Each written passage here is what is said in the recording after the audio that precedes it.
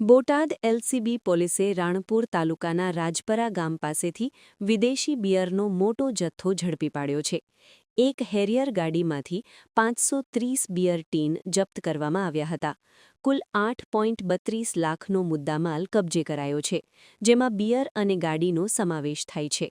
જો કે પોલીસને જોઈને ગાડી ચાલક વાહન છોડીને ફરાર થઈ ગયો હતો. બોટાદ જિલ્લામાં દારૂબંધીને કડક રીતે લાગુ પાડવા પોલીસ વડા ધર્મેન્દ્ર શર્મા દ્વારા સૂચના આપવામાં આવી છે. આ સૂચનાના પગલે એલસીબી પીઆઈ એમજી જાડેજા અને પીએસઆઈ એસબી સોલંકીના માર્ગદર્શન હેઠળ એલસીબી પોલીસ સ્ટાફના બીવી લિંબોલા, ભાવેશભાઈ શાહ, રાજેન્દ્રસિંહ ડોડિયા, જયેશભાઈ ધાંધલ અને રસિકભાઈ ગળથરા સહિતના પોલીસ સ્ટાફ પેટ્રોલિંગમાં હતા. તે દરમિયાન તેમને બાતમી મળી હતી કે રાણપુરના બુબાવાવ રાજપરા ગામ તરફથી બોટાદ તરફ એક ફોર વ્હીલર ગાડીમાં વિદેશી દારૂનો જથ્થો આવવાનો છે. આ બાતમીના આધારે પોલીસે રાજપરા ગામ નજીક વોચ ગોઠવી હતી. પોલીસને જોઈને ગાડી ચાલક વાહન રોડ પર મૂકી ફરાર થઈ ગયો હતો.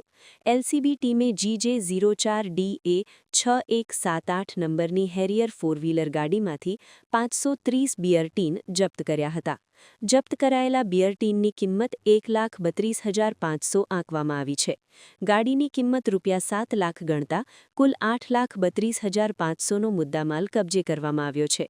એલસીબી પોલીસે ફરાર થયેલા હેરિયર ગાડી ચાલક વિરુદ્ધ ગુનો નોંધી વધુ તપાસ હાથ ધરી છે.